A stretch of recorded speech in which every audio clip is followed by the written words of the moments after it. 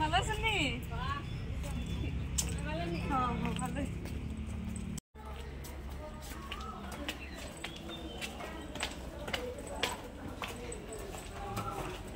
আমি যখন স্কুলে পড়তাম তখনও এতটা ভয় করতো না রেজাল্ট আনতে, যতটা না ভয় এখন হয় ছেলের রেজাল্ট আনতে।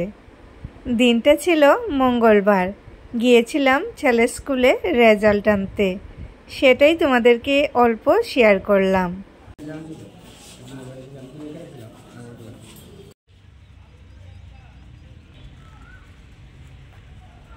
ওই দিন আমার কপালটাই খারাপ ছিল। রেজাল্ট তো নিলাম ঠিকই, কিন্তু কোনো বান্ধবীর সাথেই ভালোভাবে দেখা হলো না। আমি যে সময় গিয়েছিলাম কারোর সাথেই দেখা করতে পারলাম না, তাই বাইরে একটু এসে বসলাম, ভাবলাম দেখি কারোর সাথে দেখা হয় কি না। এই যে এদিকে কাজ চলতেছে বিল্ডিংয়ে, আর ওই দিয়ে রুম টুম হইব, স্কুলটা আরও অনেক বড় করবো। জানি না কবে আর আসা হবে এই স্কুলে, কারণ ছেলেকে তো অন্য স্কুলে ভর্তি করিয়ে দিয়েছি। দুজনেরই কিন্তু মনটা বেশ খারাপ ছিল ওই দিন। আমরা কিন্তু রুমে চলে এসেছি, আর দেখো আমার চুটকু সোনার অবস্থাটা। ও কি করেছে, ও কুর্সির মধ্যে উঠে ঘুমিয়ে রয়েছে। আর আমি কিন্তু যাওয়ার আগে অর্ধেকটা রান্না করে গিয়েছিলাম, আর শুধু মাছের ঝোলটাই বাকি ছিল, সেটা এসে করলাম।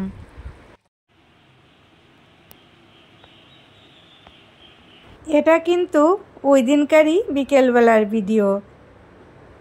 স্কুল থেকে আসার পর সবাই মিলে একটু রেস্ট করেছিলাম, খাওয়া দাওয়া কমপ্লিট হয়ে গিয়েছিল। এখন যাচ্ছি সবজি আনতে, কারণ বড়মশাই চলে গিয়েছে ডিউটিতে। আমাদের ক্যাম্পের ভিতরেই কিন্তু সবজি বসে, তো ভাবলাম তোমাদের সাথে একটু শেয়ার করি। সব সুবিধাই আছে আমরা। ঠাকুর মন খারাপ করে আজকে, মনটা খারাপ খারাপ জমা। হ্যাঁ পড়ে যাবে তো, তুমি পড়বা তো শোনা। দেখ সুন্দর টমেটো, আমার না কিন্তু নিচের দিদির। সন্ধ্যা সন্ধ্যা হয়ে যাবে প্রায়, তখন ছেলে বায়না করলো ভর্তা বানিয়ে দেওয়ার জন্য, তো সবার জন্যই একটু ভর্তা বানিয়ে নিলাম। আমার ছেলে কিন্তু টক খেতে দারুণ ভালোবাসে। আর এই যে দেখতে পাচ্ছ, এটা কিন্তু রাত্রিবেলার ভিডিও।